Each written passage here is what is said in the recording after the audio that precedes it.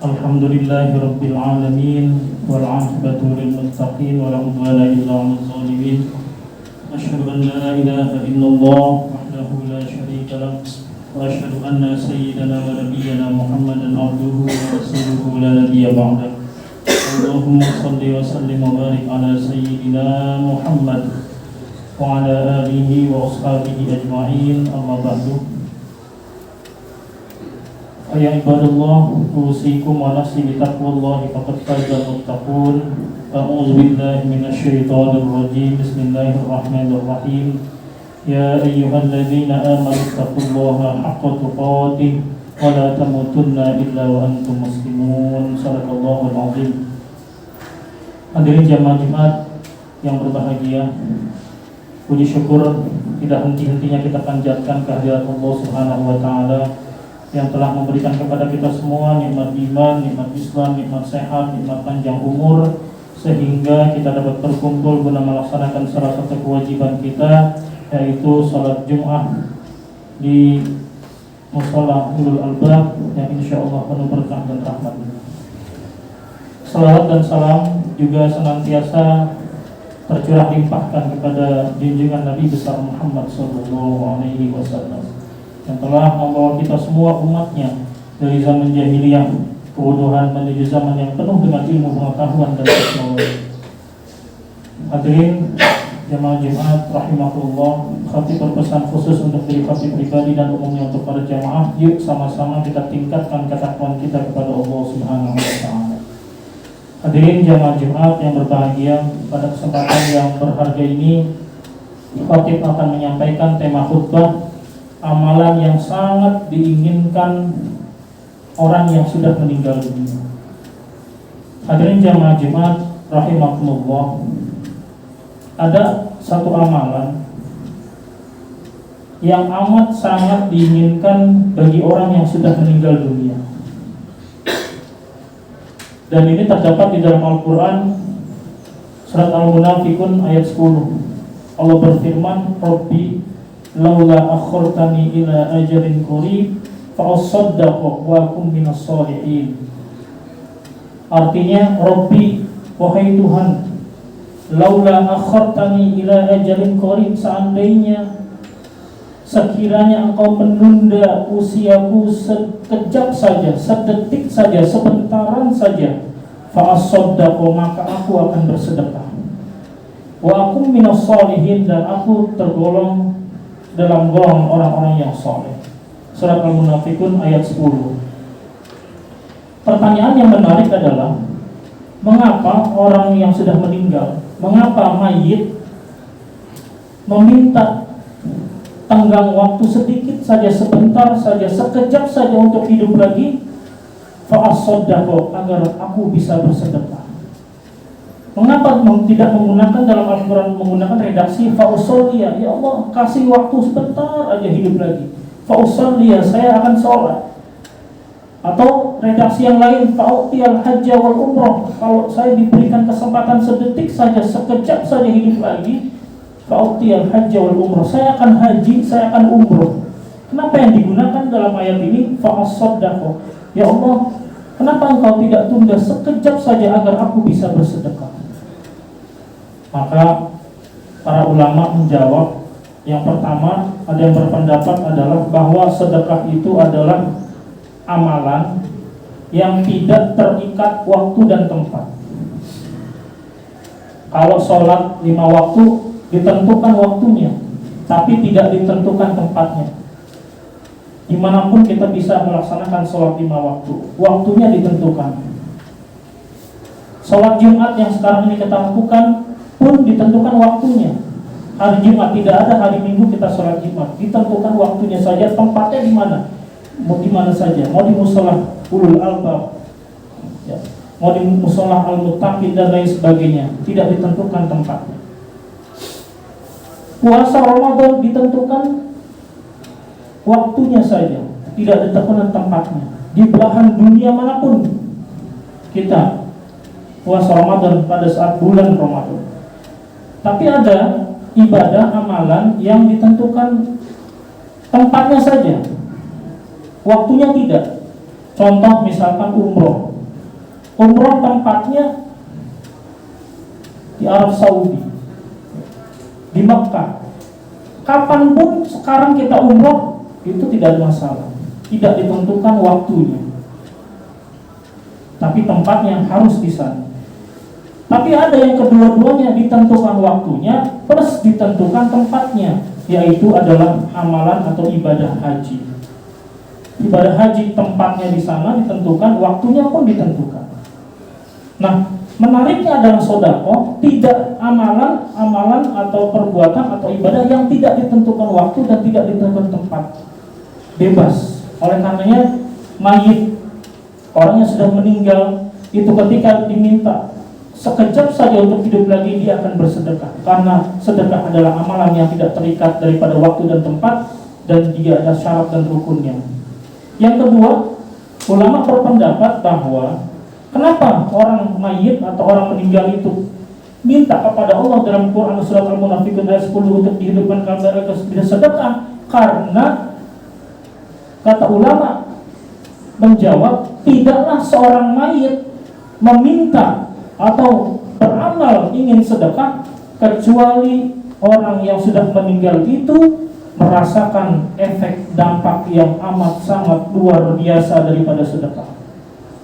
Makanya kesempatan kita masih diberikan umur, masih diberikan usia sampai dengan detik ini, maka kita pergunakan. Jangan sampai kita seperti apa yang dikatakan di dalam surat Al-Munafiqun ayat 10 adalah penyesalan ketika kita sudah meninggal dunia.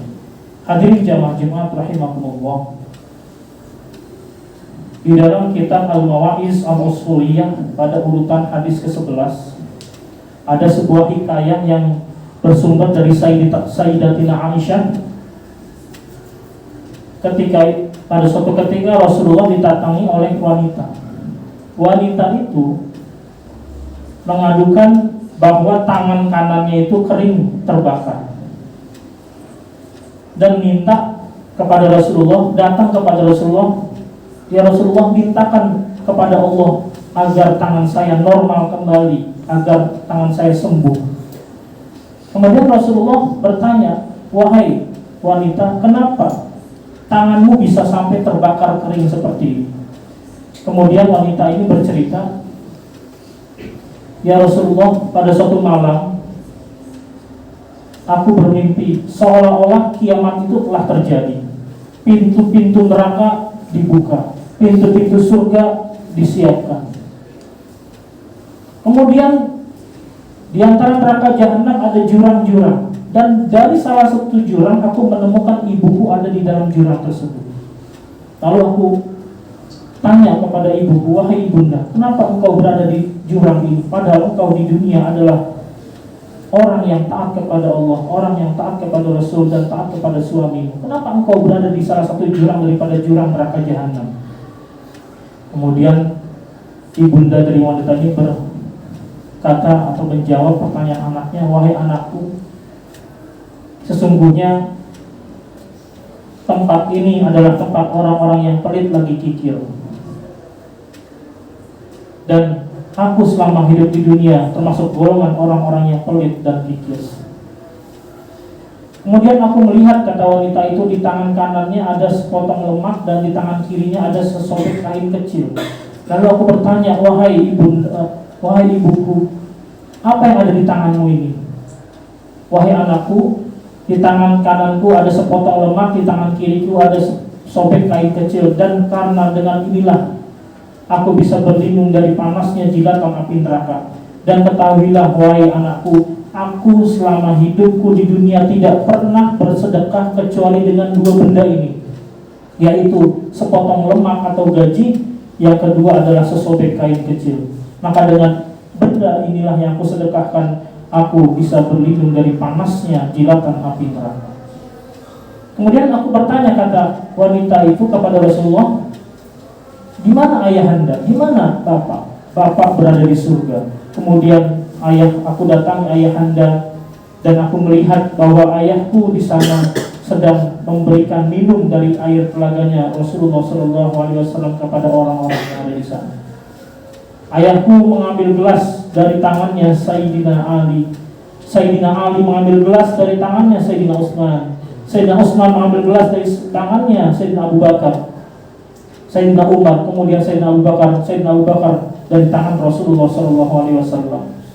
Kemudian aku berkata kepada ayahku,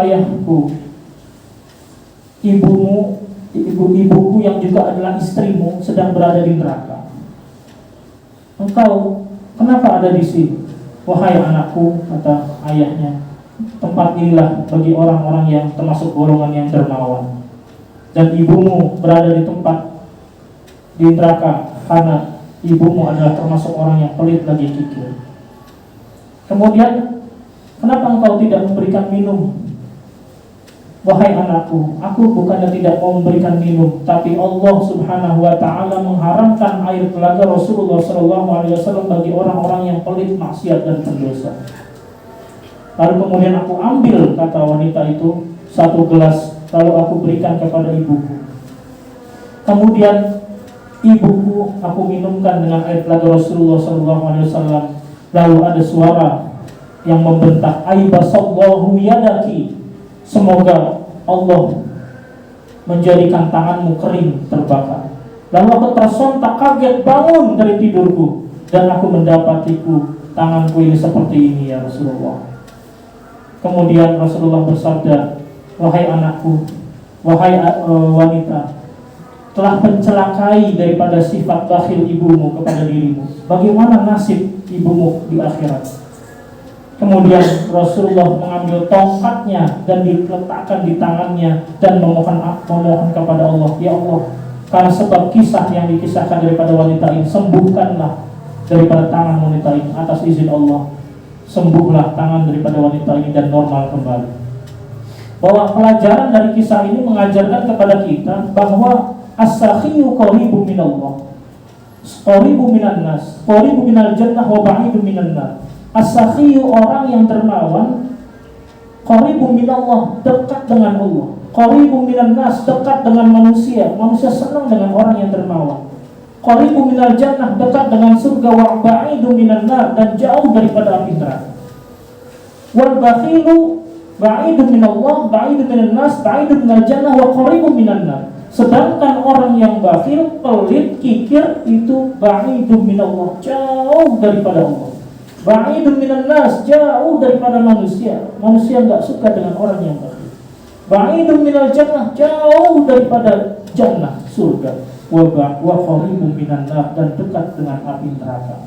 Maka pada kesempatan yang berbahagia ini, hadirin rahimakumullah, sedekah itu dapat menolak daripada bala, bencana dan musibah. Berdasarkan dari hadis Rasulullah SAW, as-sadaqatu la tadfa'u sab'ina baban minal bala. Sedekah itu, kata Rasulullah, dapat menolak 70 pintu bala, bencana, musibah. Sedekah itu juga bisa menjadi penyembuh, obat. Berdasarkan hadis Rasulullah, dawu marudhakum bis sadaqah, obatilah orang-orang sakit di antara kalian dengan bersedekah. Maka bagi orang yang sakit bertahun-tahun, berobat kemana-mana, medis ataupun herbal, tapi tidak sembuh-sembuh, coba tips daripada Rasulullah. Berikutnya, sedekah itu dapat memadamkan murka Allah. Berdasarkan dari hadis Rasulullah SAW, as-sadaqatu tudfi'u ghadabar rabbi. Sedekah itu dapat memadamkan daripada kemurkaan Allah. Dan sedekah itu dapat memperpanjang usia. Dan Rasulullah bersabda, as-sadaqatu taruddul bala wa tazidu fil umr. Sedekah itu dapat menolak bala dan bisa menambah usia. Ulama berpendapat menambah usia memang secara zahir, artinya umur 30 jadi 40, 40 jadi 50. Ada ulama berpendapat wa maknan, artinya nambah usia adalah usia menjadi berkah. Semakin dekat dengan Allah, semakin soleh, semakin meningkat sedekahnya dan lain sebagainya. Hadirin sedang berbahagia, mudah-mudahan kita termasuk ke dalam golongan as-sakhiyu, yaitu golongan orang-orang yang dermawan. Amin ya rabbal alamin. Barakallahu li wa lakum fil Qur'anil karim wa nafa'ani wa iyyakum bima fihi minal ayati wadh dhikril hakim. Wa taqabbal minni wa minkum tilawatahu innahu was-sami'ul 'alim. Aqulu qawli hadza wa astaghfirullahal 'azim li wa lakum ولسائر المسلمين والمسلمات والمؤمنين والمؤمنات فاستغفروه إنه هو الغفور الرحيم.